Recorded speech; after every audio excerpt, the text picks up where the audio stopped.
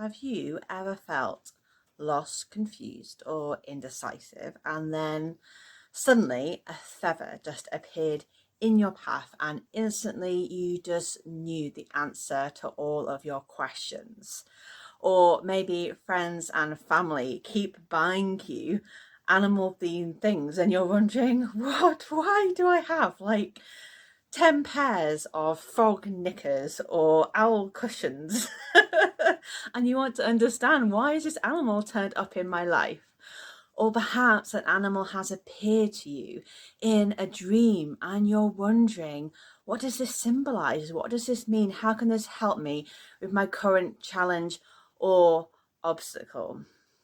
This is why I have created the YouTube series Animal with myself and guests. It's going to offer you insight into what is the magic, the myth, the medicine of the animal kingdom. What does it mean to have a spirit guide that is a particular animal, and how can they support you in your life's journey, in your healing, and in your connection to self? So whether you are seeking an animal guide, or you want to understand yours better, or maybe even yourself better, or perhaps you're just curious about the symbology, the mythology, the wisdom, medicine, and magic of animals, then this is the perfect series of interviews for you. An easy and accessible way to understand the relevance of animal spirit guides to you, along with practical tips and tools for integrating the wisdom of animals into your everyday life and into your spiritual practice. Now let us fly, gallop, and dive into this episode and the support and inspiration that will empower you. Hello and welcome back, and welcome to this episode of Animal. Really excited to have Annwyn with me today, and she'll be sharing about blue heron. So Annwyn Avalon is initiated witch and priestess, founder of the Water Priestess Confluence and Water Priestess Training. She's also the author of Water Witchcraft, The Way of the Water Priestess, Celtic Goddess Grimoire, and has contributed to numerous esoteric publications. She is a teacher, award-winning dancer, and has a BFA in sculpture, BA in anthropology, as well as an apprentice certification in herbalism. So very qualified. That's wonderful. And now lives in Avalon as a sacred steward of Dion Fortune's former home. So welcome, Annwyn. Thank you. Thank you so much for having me. And I'm super excited to get into your bird today.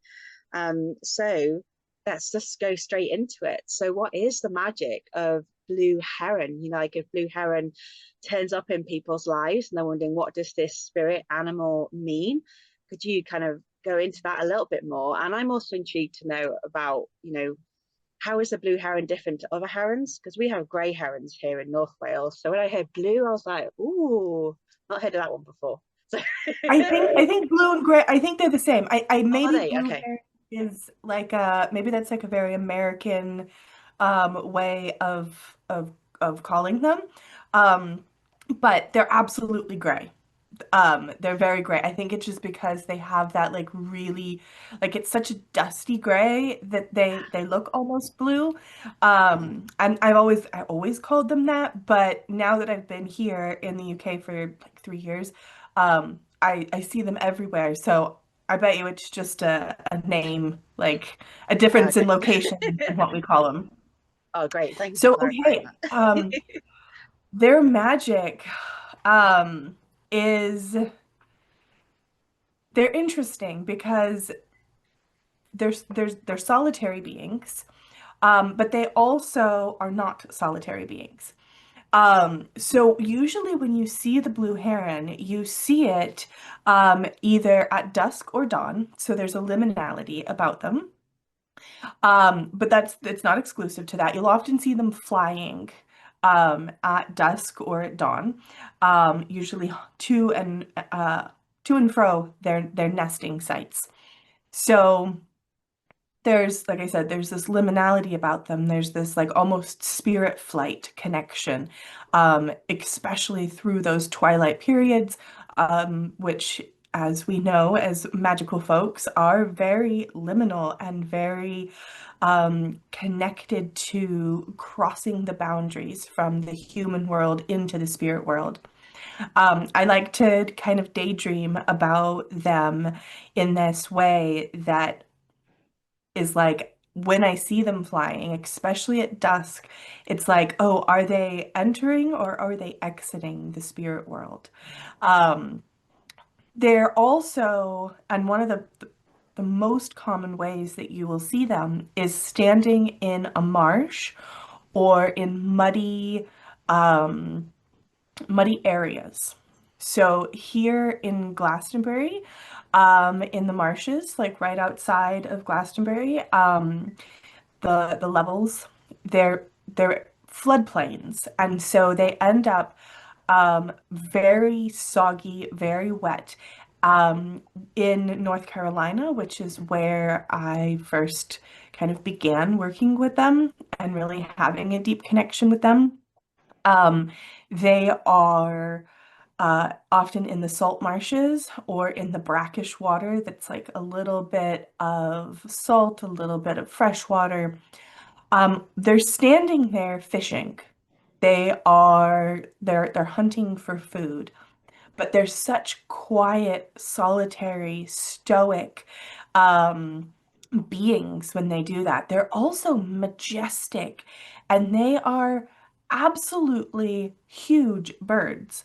We don't actually like think about how big they actually are.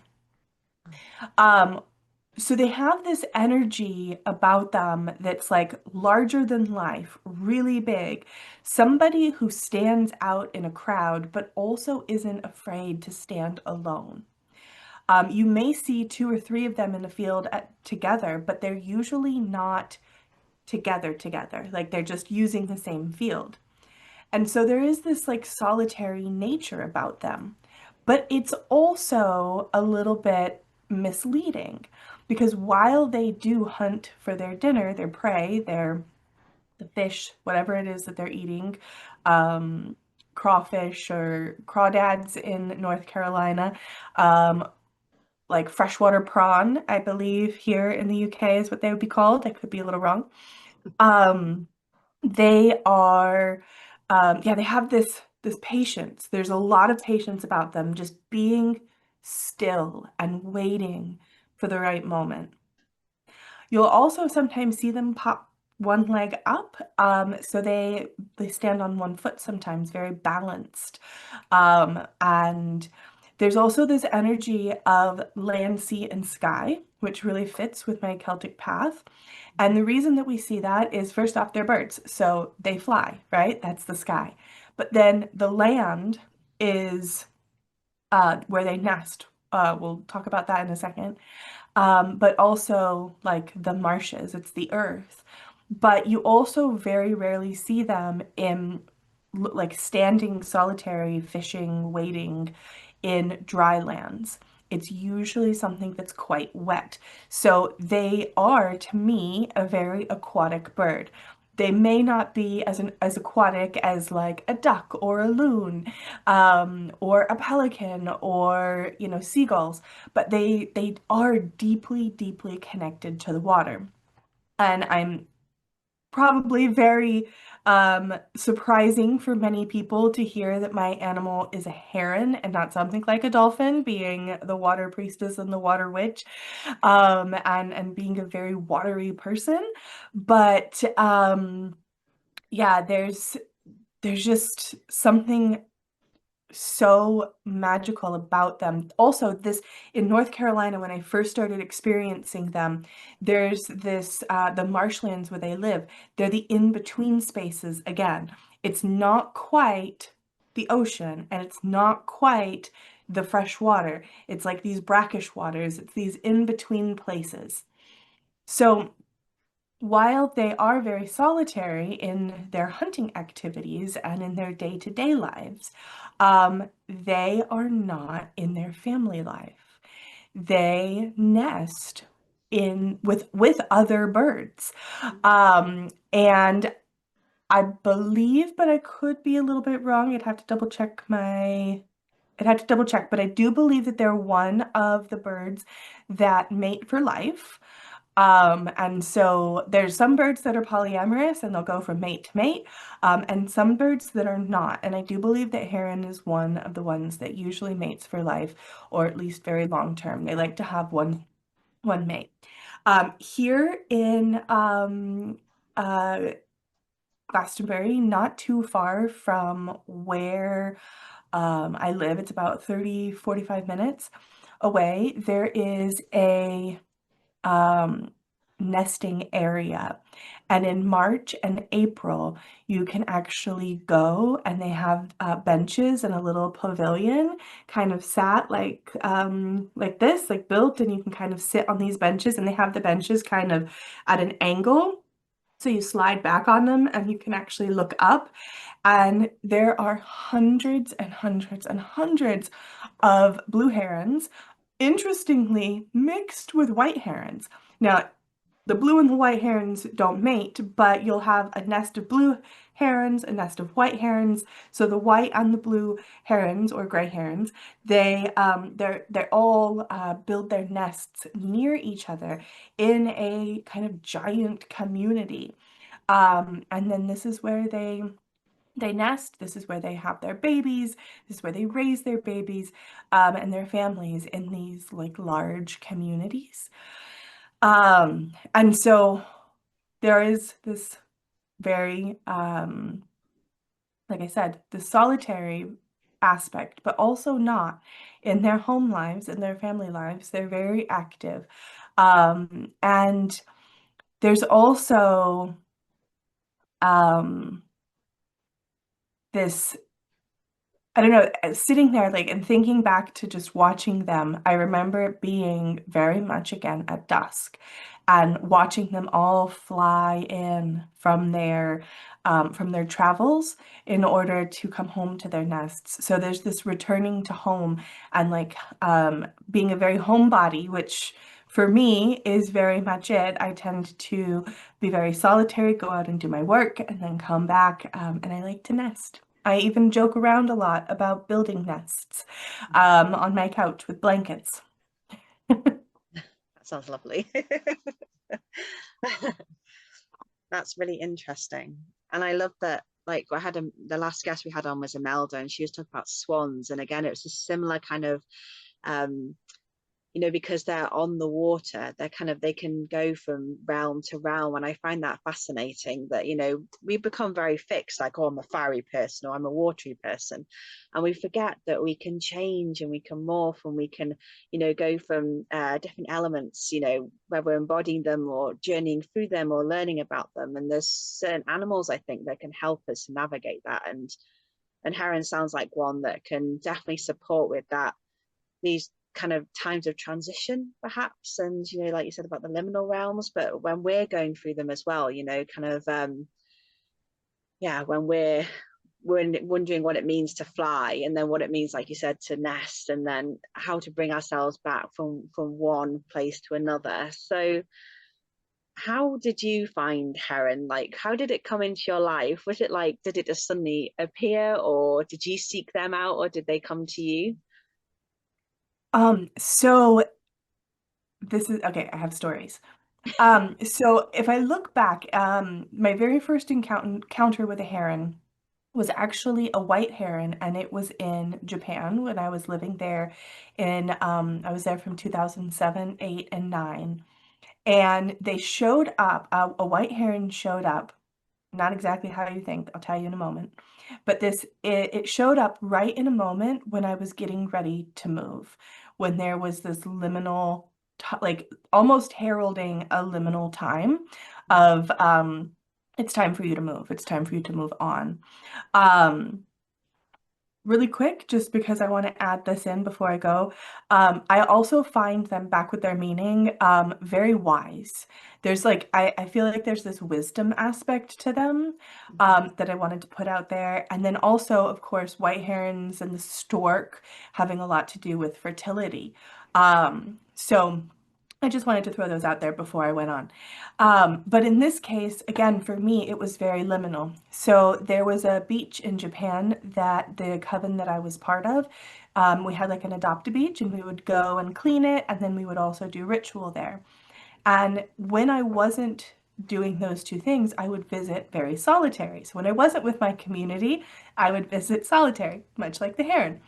Um, and I was walking along the beach, and it wasn't a live heron that came to me. It was the complete bones of a white heron. And I know it was a white heron because it still had a little bit of the white feathers. But it was all like the bones and the skull. And I just had this voice. I was already really deeply connected to the waters at that point and was like learning how to listen. And this voice, maybe it was the water, maybe it was the ancestors, maybe it was the sea goddess herself, because the adopted beach was dedicated to the sea goddess. Um, but the bones of this heron washed up, and I was told to take the skull, to take the head, and take it back home and put it into ritual use and have it become part of um, my sacred objects. And not too long after I did this and I started using it, time turned and I was moving back to the US. I arrived in the US in 2009, and immediately I started working with my teachers, and I went through a year and a day program, and I was initiated as a witch and a priestess. And this was in the fall of 2010. And so just weeks later, weeks later, um, it was it was winter solstice. Now my son at the time, he's 20 now, but at the time he was really young, and he was like 5 years old, right? And my husband had been out, he was in the military at the time. He'd been out doing something, and he just arrived back home after a period of being away. And my son really wanted to go to the park, and it was freezing. It was absolutely freezing. It was one of those days that was so cold that it bit.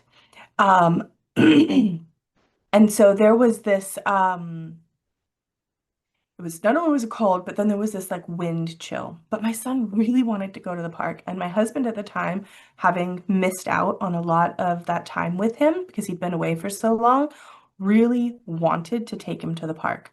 And I was kind of against it because it was so cold, but I conceded. We all bundled up. We got to the park.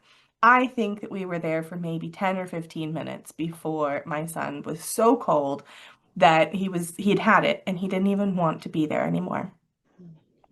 So we go to get in the car, and he asks to go get ice cream. Like it's so cold. Like not hot chocolate, but ice cream. We drive to the out like to the road to exit the park. And if we went right, we went home. But if we went left, we would go up to the gas station, the petrol station, where they had a little freezer of ice cream that we could buy. And again, my husband, very much wanting to please him and do all of the things that he'd missed out on, didn't want to miss this opportunity to go get ice cream. So I conceded and we turned left and we started driving up the road. And we noticed a few cars in front of us, they kind of would stop and then like swerve around things. And then there was this big truck, this big lorry in front of us, and it just went right by. And I saw kind of something come out from underneath it. And as we approached, it was a very long stretch of road, so you could see very far in front.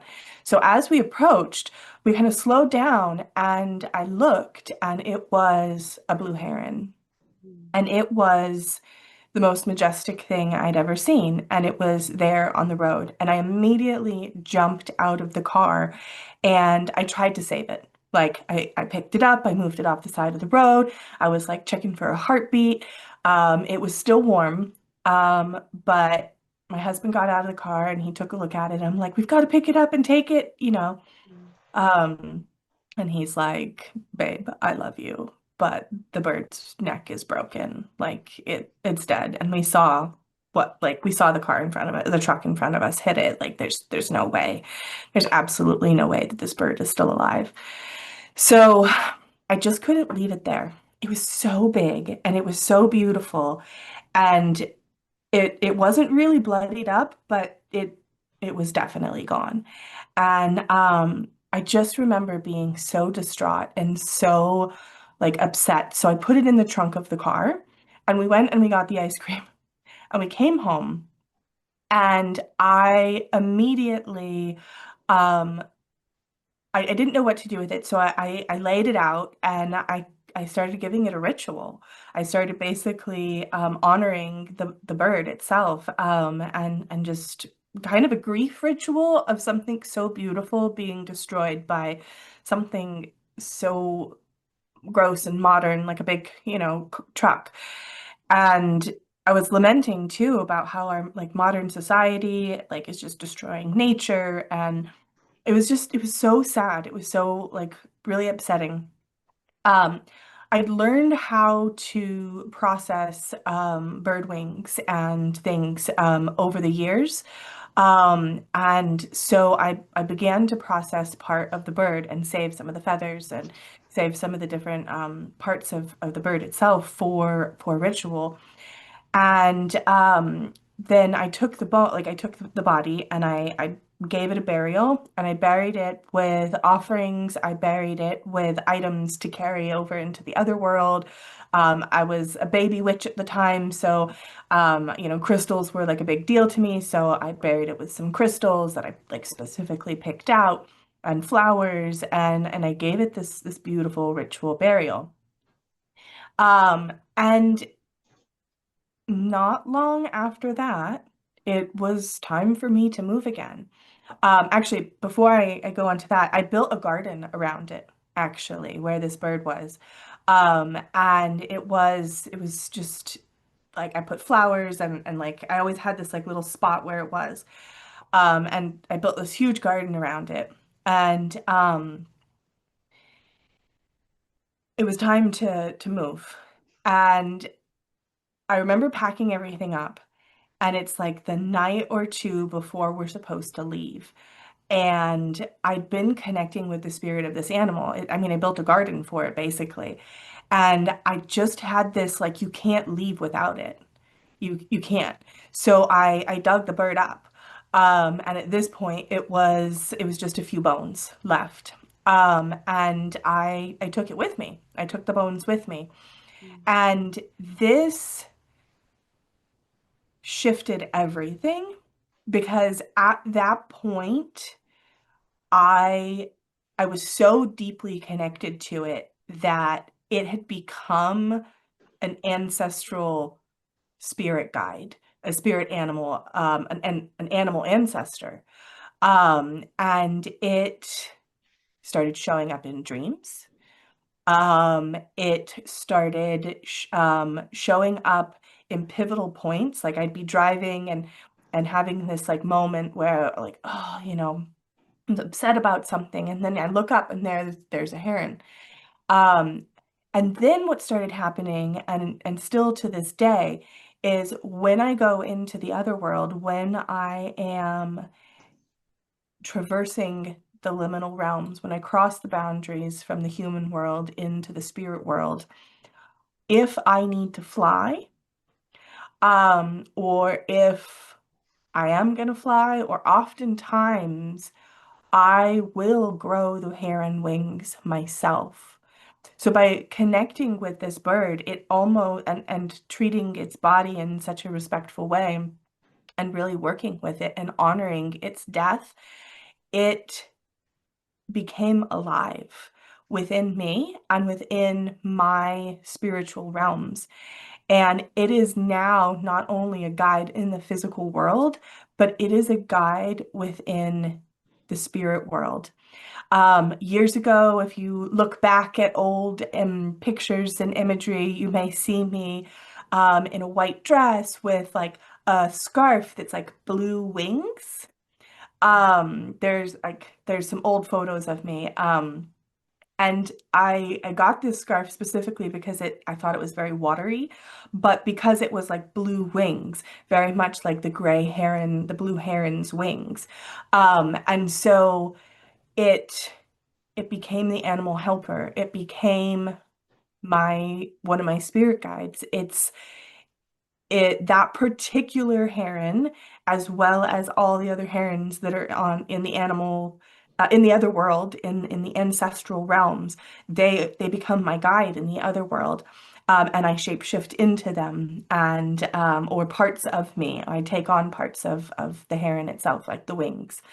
Um, and so yeah, it's a sad story, but at the same time, like these things happen so much in our modern world, and we could have just left it there, and then I wouldn't be sitting here 15 years later telling you about the story of how I deeply connected with this animal and how its spirit still is with me and in such a gentle, wise way, and it guides me in this way where it just points the direction this way.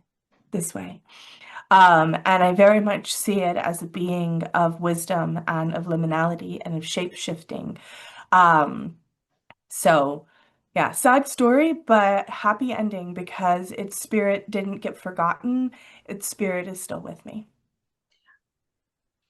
Oh, that's really beautiful. I had tears in my eyes. It really hit me in the heart. And I just think, I just wish that all animals were respected in that way. You know, the deaths that they go through at our hands. It always fills me with so much shame, you know, regret, really. It's one of the reasons why I became vegetarian was because I just like can't have all this death on my hands. But I do wish that more animals. I mean, when we have pets, you know, we treat them with such respect, don't we? And we do bury them and we mourn them. But what about all these animals that, you know, people just don't, like you said, just don't think, like that lorry driver. He just didn't care despite all the things that the animal kingdom does for us. And it sounds like, you know, that heron really kind of almost sacrificed itself on behalf of your spiritual development and journey. And again, that's just another display of the endless displays of the unconditional love that the animals have for us. And I wish that we could honor them more, really. It was such a tragic way for it to die and painful, and its spirit was so confused. But as a brand new like witch and priestess, I was like, I want to give this purpose. I want there to be meaning. I want this animal to live. I mean, truly, because I tried to save it, right? Like I tried, like I genuinely tried to save this animal. I wanted it to live. And through magic and witchcraft and the work that I did by honoring its spirit, it literally still lives. Yeah, and that's wonderful. I and actually there's a powerful part of that that, you know, we often feel that death is completely the end, but like I've had human friends as well that it became obvious to me in their death that they had more or bigger work to actually do from the spirit realm than they could have done in this physical realm and this body. And I think maybe, you know, often we can connect to the animals, but, you know, in their physical form, but often their real power does come through from that spirit realm, doesn't it? I feel that's kind of where they really touch us on all levels. Oh, I feel really kind of now. I don't want to have a good cry on behalf of Mr. Heron. Okay, so for anyone that wants to connect to kind of Heron themselves, do you have kind of any tips or tools that maybe that or ideas of things that they could do to actually kind of they've been inspired by all the things that heron could offer them, or as a spirit guide, how would you say to first make connection and to maybe develop that connection? Well, first thing is if you ever find a heron feather, it's you'll know they're big, they're gray, they're beautiful, they're soft. It's such a gift. It's such a gift, and they're very rare. Um, you you oftentimes don't find them. So if you ever do happen to find one, that's such a gift, and it's such a strong way to connect with them in your craft and in your magic and in your spirituality. But being like the heron, mimicking its habits, mimicking the like where it goes and where it fishes, where it hunts, going to the liminal spaces, the place where land and water meet, that in-between place, and go or marshy areas where the land has been saturated by the water. Oftentimes you'll see them at the edge of a lake, always on those liminal points, right where it's the in-between. So go to those places. Go to those places at the liminal times, at dusk. Go to the lake's edge or the rivers. Less about the river, though sometimes you will see them at the river. I've seen them at the river. I've seen them at the ocean. The lakes, because there's more still waters, lakes and marshes, um, are your probably the best place to find them, but any in between water and land is a good place. Stormy seas, you probably will not see them. You need to go when it's calm. They're very peaceful, very still animals. And so go to those liminal places where the peaceful water meets the land and sit in silence and stillness, just like the heron, and wait and wait and wait, just like the heron, and see what comes through. You may get the gift of having the heron show up near you. If you're still enough, this may happen. The heron may just show up for you right there. If not, you can be like the heron and observe the environment very quietly. If you do decide to move, move like the heron, picking up one foot and placing it down very slowly. They're very slow creatures when they're on land, moving. They don't run. If they're going to move fast, they're going to flap their wings and get into the sky. But even then, they're not like hummingbirds, right? Like the smaller birds, their wings go so fast. And you'll see this with a lot of the other birds, like smaller birds. They're very fast wings. The heron is not like that. They're very, very slow. Even when they're getting ready to kind of lift off, there's this slowness about them. So moving slowly, they almost bring their wings up, and then there's a strength about them as well. So they really give us this understanding that there's strength in stillness and in silence and in these peaceful moments where you have this ability to move slow but with power. And so if you do decide to move, move like the heron, but observe your surroundings. Look into the water. I don't really think that they do this, but my imagination likes to run wild. And I like to think that when they're standing there at the water, one foot in the water, gazing, looking for their little fish.